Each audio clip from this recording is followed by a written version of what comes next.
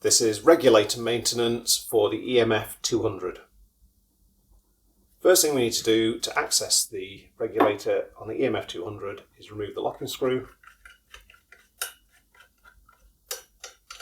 So that's been removed, you can put it into this second hole here, and that will just retain the locking screw until we've finished with it, just so we don't lose it.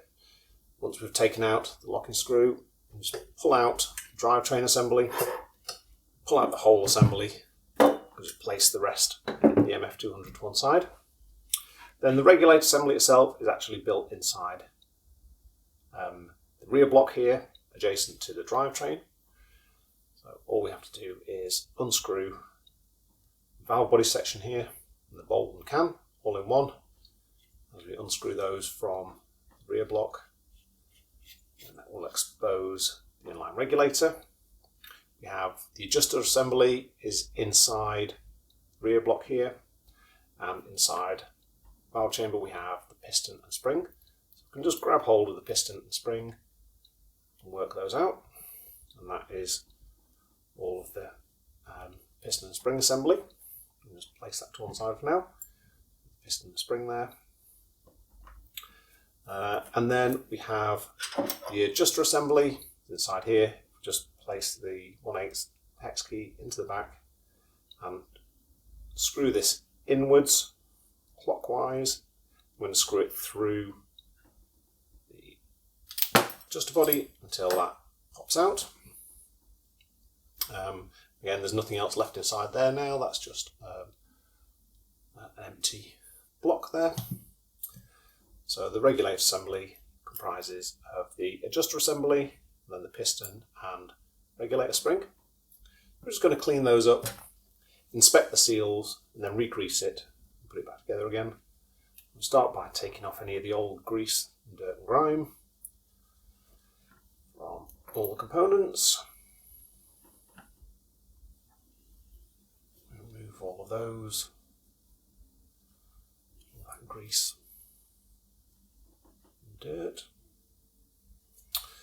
And then first thing we need to do is just inspect seals. So inspect the seal here, inspect the sealing surface on the piston here.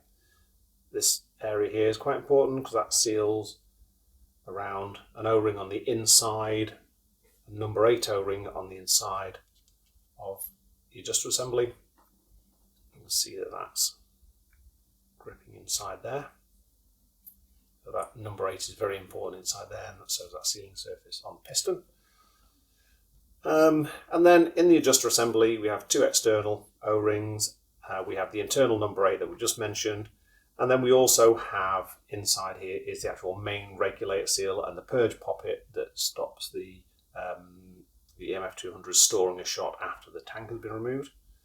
So we can inspect the regulator seal and just put a something through one of the holes in the brass part, and then use your adjusting key to unscrew, separate the 2 parts, the silver part and the brass part, and just unscrew those.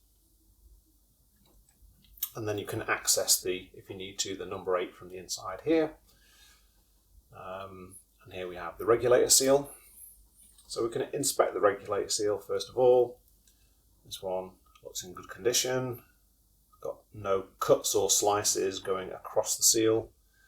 The ring on the outside is just where the brass piece clamps that in place. But the end of the regulator piston seals against the surface, black surface on the reg seal, so we need to make sure that both of those are in good condition, otherwise we won't be regulating correctly.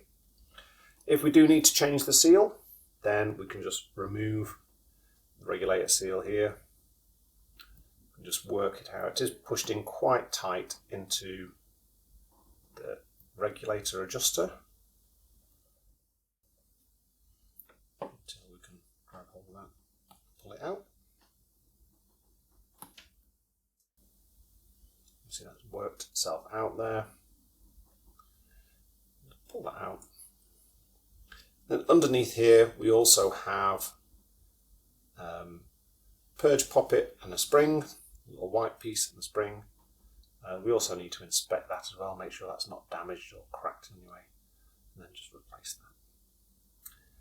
If you don't have a spare regulator seal, if there is damage on one side of the regulator seal and you don't have a spare one, you can actually flip this over and put it back in the other way around. But this one's in good condition on both sides, so we'll just put it back in the way it came out. But if you do get these in the spares kit, if you need a new regulator seal, just put a new one in. So obviously through the hole in the centre needs to go the purge poppet inside there. Just push that in, push it into place. Then we don't want to put any grease on this. Ideally you want it as dry as possible. We can screw these two pieces of the adjuster assembly back together. Hex key back in there. Place something through one of the holes. And again, it doesn't need to be excessively tight, just finger tight, just nip these together gently. So that is been rebuilt. We can re-grease this and reassemble it into rear block. The main seal on here, the main working seal, or O-ring rather, the main working O-ring is this number 8 inside here. So we want to put some grease onto the end of a hex key or something similar, and we just want to work that around the number 8 O-ring on the inside of there. Then we need just a very, very small amount of grease on these static O-rings. I want to insert that back into there. And just place a finger on there, hold that in place and push it into the rear block. Put the hex key in and then turn this out, and that will, as you're pushing on here, and that will engage the screw to rear position. I would screw it all the way into the rear position and then go in approximately 3 turns. 1, 2, 3. And obviously, because the regulator has been disassembled, you will have to re-chronograph once you've rebuilt the EMF200.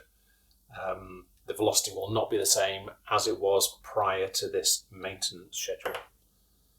So the rear block is all back together. Then we have piston and regulator spring. So we want to grease the O-ring at the back. We want to put some grease on the stem where it seals around that number 8 O-ring. And then we can put that back inside. Regulator body, spring back in, screw the pieces back together, and again we just screw these together until it stops. We don't have to tighten this down excessively. So now the regulator assembly is back together, drivetrain is back together, small amount of grease onto the external O-rings just to help reassembly back into the body. EMF200 body back. Insert the drivetrain. Remove the locking screw from its storage location and put that back into the front locking hole. Screw that down until it stops. And that is your regulator maintenance for the EMF200.